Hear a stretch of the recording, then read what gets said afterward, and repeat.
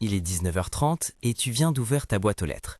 Facture EDF, 187 € pour le mois d'octobre. Tu la regardes deux fois parce que tu te rappelles que le mois dernier c'était 143 €. Tu fais le calcul rapidement dans ta tête, ça fait presque 2000 € par an juste en électricité et en gaz. Et là, quelque chose te revient. Un collègue t'a dit un jour, t'as demandé le chèque énergie? Et toi t'as répondu, ouais je vais regarder ça. Et tu n'as jamais regardé, parce que tu t'es dit que c'était probablement une aide pour les gens vraiment dans le besoin, pas pour toi. Ou peut-être que tu as cru que c'était compliqué à obtenir, ou simplement, tu as oublié. Voici le truc, cette pensée-là, c'est pas pour moi, elle coûte de l'argent, beaucoup d'argent. Et aujourd'hui, on va en parler sérieusement. Je m'appelle Daël, et je passe beaucoup trop de temps à penser aux aides publiques auxquelles les gens ont droit et qu'ils ne demandent jamais. Si tu es quelqu'un qui paie ses factures d'énergie sans vraiment savoir si tu es éligible à une aide de l'État ou qui a vaguement entendu parler du chèque énergie sans jamais vraiment creuser le sujet, assure-toi d'appuyer sur le bouton s'abonner et de mettre un pouce bleu à cette vidéo si ça t'aide. Dans les prochaines minutes, je vais t'expliquer exactement ce qu'est le chèque énergie, qui peut le toucher, combien ça représente concrètement sur un budget et surtout pourquoi des millions de personnes éligibles passent à côté chaque année sans le savoir. On va aussi parler de deux personnages fictifs, Camille et Thomas, dont les trajectoires financières vont diverger de manière spectaculaire uniquement à cause de leur rapport aux aides publiques. Et à la fin, je te donne 3 actions concrètes que tu peux faire dans les 48 heures. Écoute, avant d'aller plus loin, je veux démolir une croyance qui circule partout et qui est fausse. La croyance, c'est que les aides sociales, c'est pour les gens qui ne travaillent pas ou qui sont dans une situation de grande précarité. Cette croyance, elle est non seulement inexacte, mais elle est aussi coûteuse pour ceux qui y croient. Le chèque énergie en France concerne des ménages dont le revenu fiscal de référence ne dépasse pas 10 800 € par unité de consommation. Ça, concrètement, ça veut dire quoi? Pour une personne seule, un revenu annuel net en dessous d'environ 1500 à 1600 € par mois peut suffire à être éligible. Pour un couple avec un enfant, le seuil monte. Ce ne sont pas que des personnes au RSA. Ce sont des travailleurs à temps partiel, des personnes en CDD, des étudiants salariés, des retraités avec de petites pensions, des indépendants dont les revenus varient. Selon les données de l'ADEME et du ministère de la Transition énergétique, environ 5,6 millions de ménages sont éligibles au chèque énergie en France chaque année. Et pourtant, une partie significative de ces ménages n'utilisent pas le chèque, soit parce qu'ils ne l'ont pas reçu, soit parce qu'ils ne savent pas quoi en faire, soit parce qu'ils ont honte de l'utiliser. Cette honte, c'est un mécanisme psychologique qu'on appelle la stigmatisation des aides sociales. Des chercheurs en économie comportementale, notamment à l'École d'économie de Paris, ont montré que le non-recours aux aides publiques est un phénomène massif en France. Il touche toutes les tranches de revenus modestes et il a un coût réel, mesurable, chiffrable. Laisse-moi t'expliquer comment fonctionne le chèque énergie concrètement, parce que c'est là que beaucoup de gens ont une mauvaise représentation. Le chèque énergie est une aide annuelle de l'État français créée en 2018 pour remplacer les tarifs sociaux de l'énergie. Il est envoyé automatiquement par courrier aux ménages éligibles identifiés via leur déclaration de revenus auprès des impôts. Tu n'as rien à demander, en théorie. Le montant varie entre 48 et 277 € par an selon les revenus et la composition du foyer. Pour un couple de 2 personnes avec un revenu fiscal de référence autour de 14 000 € annuels, le montant peut atteindre 150 à 200 €. Ce n'est pas une fortune, mais c'est concret. Et c'est là que ça devient intéressant. Ce chèque peut être utilisé pour payer directement une facture d'électricité ou de gaz auprès de n'importe quel fournisseur, EDF, Engie, Total Energies ou un fournisseur alternatif. Il peut aussi être utilisé pour financer une partie d'un diagnostic de performance énergétique de son appartement. Maintenant, voici ce que la plupart des gens ne réalisent pas. Le chèque énergie est cumulable avec d'autres dispositifs. MaPrimeRénov', les certificats d'économie d'énergie, l'éco-prêt à taux zéro, tous ces mécanismes peuvent se superposer. Un ménage modeste qui joue bien ses cartes peut financer une isolation des combles ou un remplacement de chauffe-eau à coût quasi nul. On parle potentiellement de plusieurs milliers d'euros d'économie sur 10 ans. Ce n'est pas de la magie, c'est de l'optimisation administrative. Et ça s'apprend. Parlons maintenant de Camille et Thomas. Ils ont le même âge, 34 ans, ils vivent tous les deux seuls, en appartement, dans des villes de taille moyenne. Camille est assistante de direction dans une PME à Rouen, elle gagne 1480 € net par mois. Thomas est technicien informatique en freelance à Montpellier, ses revenus varient entre 1200 et 1700 € par mois, avec une moyenne annuelle autour de 1440 € net. En 2022, les deux reçoivent un chèque énergie dans leur boîte aux lettres, montant 194 € pour Camille, 148 € pour Thomas. Camille ouvre l'enveloppe, voit que c'est une aide de l'État, se sent un peu mal, elle n'a pas envie de prendre l'argent des autres et glisse le chèque dans un tiroir. Elle oublie, Il expire, valeur perdue, 194 €. Thomas, lui, prend 5 minutes. Il va sur le site officiel chèqueenergie.gouv.fr, comprend comment l'utiliser et l'envoie directement à son fournisseur d'électricité. 148 € déduits de sa prochaine facture. Il découvre aussi qu'il peut utiliser ce chèque pour financer une partie d'un diagnostic de performance énergétique de son appartement.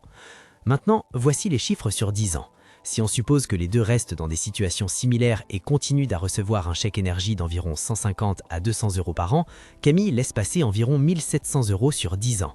Thomas récupère ces 1700 €, les utilise et grâce aux travaux partiellement financés, réduit sa facture annuelle d'énergie de 340 €. Sur 10 ans, cette réduction représente 3400 € supplémentaires économisés. Total de l'avantage cumulé pour Thomas sur 10 ans par rapport à Camille, environ 5100 €, juste parce qu'il a passé 5 minutes sur un site gouvernemental. Tu penses peut-être, oui mais 194 € par an c'est pas grand-chose. Et c'est exactement le piège psychologique qu'on appelle le biais de négligence des petites sommes. Notre cerveau est câblé pour ignorer les petites sommes récurrentes parce qu'elles ne créent pas d'urgence émotionnelle. Une perte de 194 € sur ta facture, tu la ressentirais immédiatement. Une aide de 194 € non réclamée, elle disparaît dans le bruit du quotidien. Mais 194 € par an sur 10 ans, c'est 1940 €. Et si tu les plaçais sur un livret A à 3% pendant cette période, tu approches des 2200 €.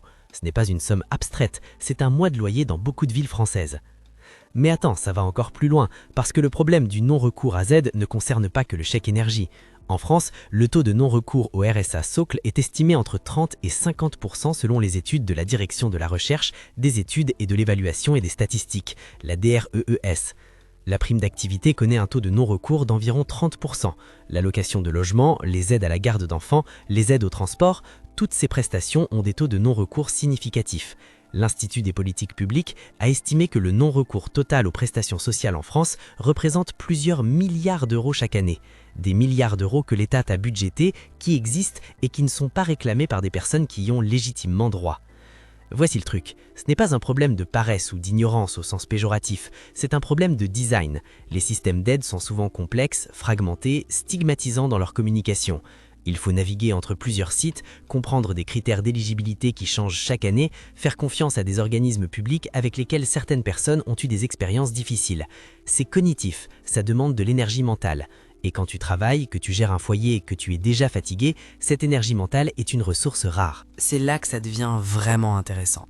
Des chercheurs en économie comportementale, notamment Esther Duflo, prix Nobel d'économie, et ses collègues du MIT, ont montré que simplifier le processus de demande d'aide augmente drastiquement le taux de recours, parfois de 40 à 60%. La friction administrative n'est pas neutre. Chaque formulaire supplémentaire, chaque case à cocher, chaque document à scanner est une barrière qui élimine une fraction des bénéficiaires légitimes. Et cette barrière touche disproportionnellement les personnes les plus précaires, celles qui ont le moins de temps, le moins de ressources cognitives disponibles, le moins d'accès à l'information. Est-ce que ça signifie pour toi, concrètement, s'informer sur ses droits n'est pas un luxe, c'est un acte financier rationnel. Et le faire une fois, dans les bonnes conditions, peut avoir des effets sur plusieurs années. Reprenons Camille et Thomas, mais sur 20 ans cette fois. À 54 ans, Thomas a accumulé une habitude qu'on pourrait appeler l'optimisation administrative systématique. Chaque année, en janvier, il passe 2 heures à vérifier ses droits sur le portail mesaides.gouv.fr. Il a bénéficié du chèque énergie pendant 12 des 20 dernières années. Il a utilisé MaPrimeRénov' pour changer ses fenêtres et isoler ses combles. Coût réel après aide 1800 € pour des travaux qui en valaient 7500. Sa facture annuelle d'énergie est passée de 1800 à 950 €. Il économise 850 € par an depuis 8 ans, soit 6800 € supplémentaires. Ces économies, il les a en partie placées sur un PEA ouvert chez un courtier en ligne. Pas d'objectif grandiose, juste 50 € par mois sur un ETF World depuis 8 ans. À un rendement annualisé hypothétique, parce que ce n'est pas garanti, autour de 7%, ça représenterait une valeur d'environ 5800 € aujourd'hui. Ce n'est pas un conseil financier, les marchés peuvent baisser, fais tes propres recherches. Camille, elle, a passé ses 20 ans à payer ses factures sans jamais vérifier ses droits. Elle a travaillé dur, elle a géré son budget sérieusement, mais elle ne savait pas ce qu'elle laissait sur la table. Ce n'est pas une critique, c'est un constat. Le système ne lui a jamais appris à faire autrement. La différence entre les deux sur 20 ans n'est pas une différence de revenus ni de discipline, c'est une différence d'information et de comportement vis-à-vis de l'information disponible. Et personne ne te dit ça. Alors maintenant, les 3 actions concrètes, applicables dans les 48 prochaines heures, même si tu travailles à plein temps. Première action, va sur le site chèqueenergie.gouv.fr et vérifie ton éligibilité. Tu as besoin de ton revenu fiscal de référence qui se trouve sur ton avis d'imposition. Le site est simple, le résultat est immédiat. Si tu as déjà reçu un chèque que tu n'as pas utilisé, sache que tu peux le déclarer perdu ou volé sur ce même site et en demander un duplicata dans un délai de quelques semaines. Le chèque est valable jusqu'au 31 mars de l'année suivant son émission. Vérifie la date sur le tien. Deuxième action, va sur mesaides.gouv.fr. C'est le simulateur officiel du gouvernement. Tu remplis un questionnaire de 10 à 15 minutes sur ta situation et il te génère la liste complète des aides auxquelles tu pourrais avoir droit. Chèque énergie, prime d'activité, aide au logement, aide pour les transports, réduction sur les abonnements. Fais-le, même si tu penses ne pas être éligible, surtout si tu penses ne pas être éligible. Troisième action, si tu es propriétaire ou locataire avec l'accord de ton propriétaire, renseigne-toi sur MaPrimeRénov'. Ce dispositif, géré par l'ANA, permet de financer des travaux de rénovation énergétique. Les montants peuvent être substantiels, parfois plusieurs milliers d'euros selon les revenus et les travaux concernés. Et ces travaux réduisent durablement tes factures. C'est de l'argent économisé chaque mois pendant des années. Je t'entends déjà dire « Daël, tout ça c'est bien, mais moi j'ai pas le temps ». Écoute, je comprends, la friction administrative est réelle, mais voici une façon de reframer ce calcul. Si passer 2 heures ce week-end te permet d'identifier 300 € d'aide annuelle que tu toucheras pendant 5 ans, tu viens de te payer 750 € de l'heure. Personne ne te propose ça dans n'importe quel autre contexte. Ce n'est pas du temps perdu, c'est du temps investi à un rendement extraordinaire. Récapitulons ce que l'on a vu aujourd'hui. Le chèque énergie concerne environ 5,6 millions de ménages en France. Son montant va de 48 à 277 € par an selon les revenus et la composition du foyer. Une part significative des bénéficiaires ne l'utilise pas, par honte, par méconnaissance ou par friction administrative. Sur 10 à 20 ans, la différence entre quelqu'un qui optimise ses aides et quelqu'un qui les ignore peut représenter plusieurs milliers d'euros. Et ce phénomène, le non-recours aux aides, est documenté scientifiquement comme un problème de design et de stigmatisation, pas un problème d'individu. Voici la phrase qui devrait changer ta façon de voir les choses. Une aide publique à laquelle tu as droit légalement et que tu n'utilises pas, c'est un impôt que tu as payé mais que tu refuses de récupérer. Tu as cotisé, tu as déclaré tes revenus, l'État a calculé que tu remplis les critères, l'argent est là, disponible à ton nom. Ne pas le réclamer n'est pas une vertu, c'est juste une perte. Si cette vidéo t'a appris quelque chose, abonne-toi. On parle ici d'optimisation du budget du quotidien, d'aides méconnues et de façon concrète de mieux gérer son argent avec un revenu médian en Europe. Et dis-moi dans les commentaires, est-ce que tu avais déjà entendu parler du chèque énergie? Est-ce que tu l'as déjà utilisé ou est-ce que tu fais partie de ceux qui l'ont reçu et mis dans un tiroir? Je lis vraiment les commentaires et ces retours m'aident à savoir de quoi vous avez besoin. Et si tu ne retiens qu'une chose de cette vidéo, l'argent que tu laisses sur la table ne va pas à quelqu'un de plus méritant, il disparaît simplement.